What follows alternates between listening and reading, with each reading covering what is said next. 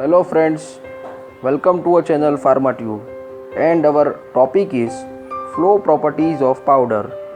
Before starting this topic, I would like to clear you all that this topic is taken from the micromeritics chapter from the Physical Pharmaceutics 2 as per new PCI syllabus of 4th semester B.Pharm.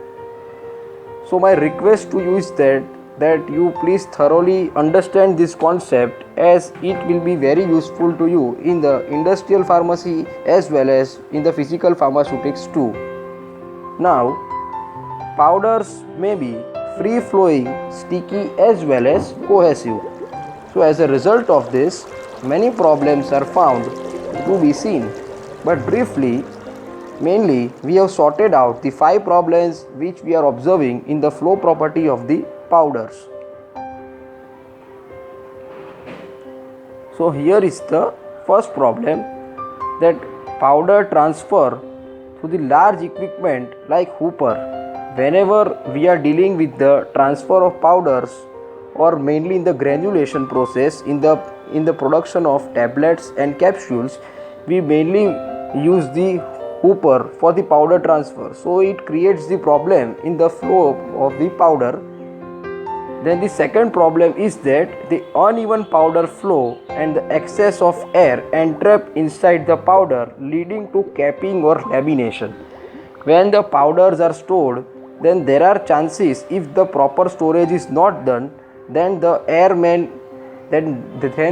might get trapped inside it, and it can lead to the improper flow of the powders, and which can lead to the capping or the lamination. So proper storage is also mandatory for the good flowability of the powder.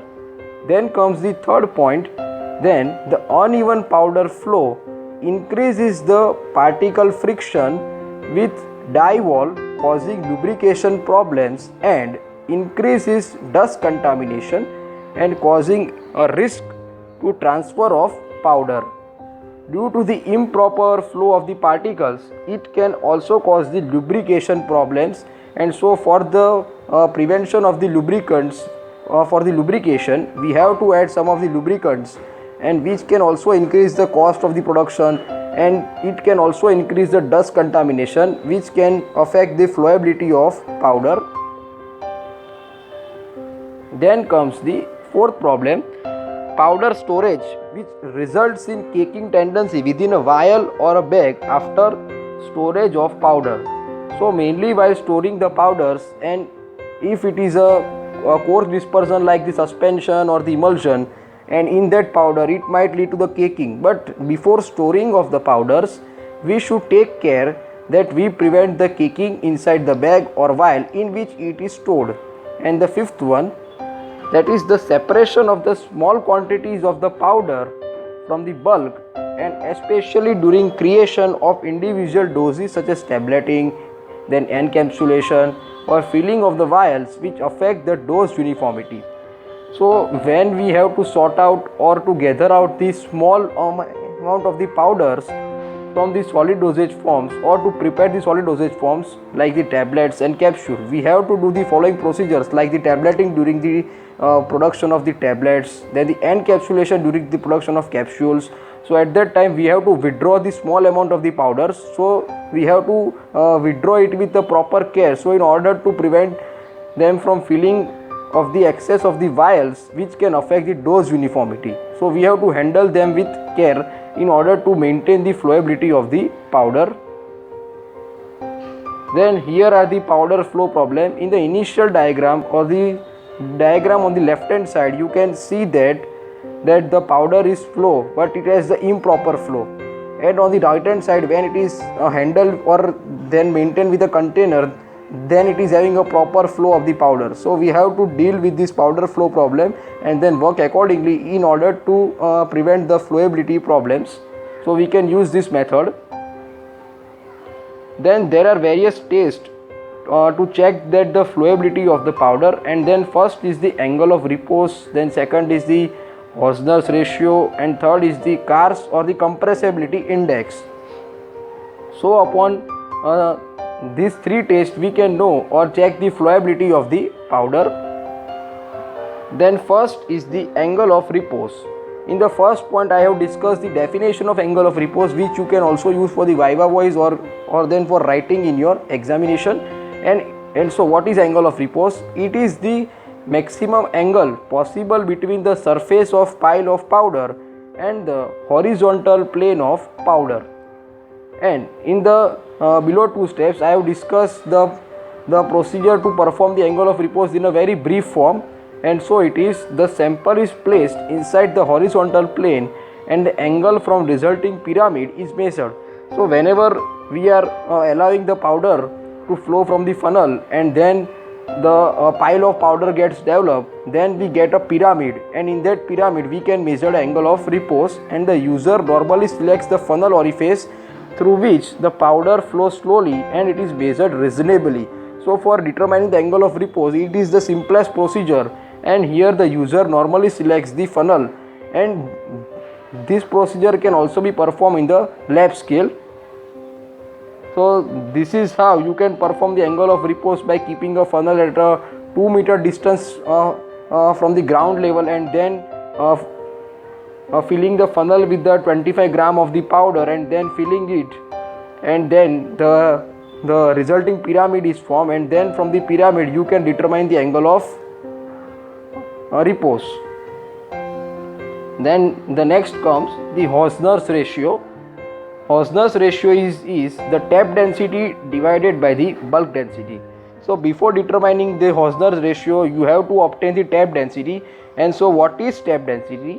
Tap density is obtained by mechanically tapping a graduated measuring cylinder or a vessel containing powder sample, and it mainly depends on your practical. If in some of the case you can do tapping for 100 times or for the 50 times, and then you can obtain the tap density. And then what is the bulk density? So bulk density is a dry weight of particles per unit volume of particles, and it also contains both solid and the pore space. So by this way we can also find out the bulk density, and it is the ratio of tap density by bulk density, and it is related to the interparticle distance. So the values less than 1.25 of the Hausner's ratio indicates a very good flow. So the powder with low interparticle friction such as core sphere have a very high Hausner's ratio, so it indicates a very low flow of the powder. And more cohesive and less free flowing powders such as flakes, they also have high Hausner's ratio, so it indicates a poor flow. And values between 1.25 and 1.5 of the glidants are added to improve the flow, and the values greater than 1.5 have poor flow property, and here even adding the glidants do not improve the flow.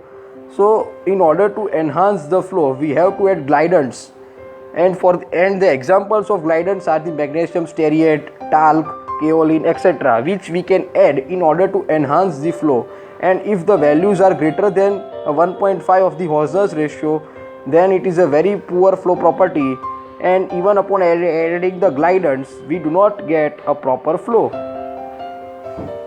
Then the rougher and more irregular particles have more angle of repose, and so lower the angle of repose, better is the flow property.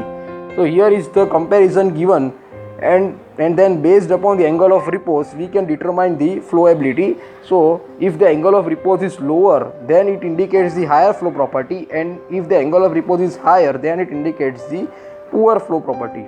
So here you can see in the table. Now comes the third factor, that is the compressibility index.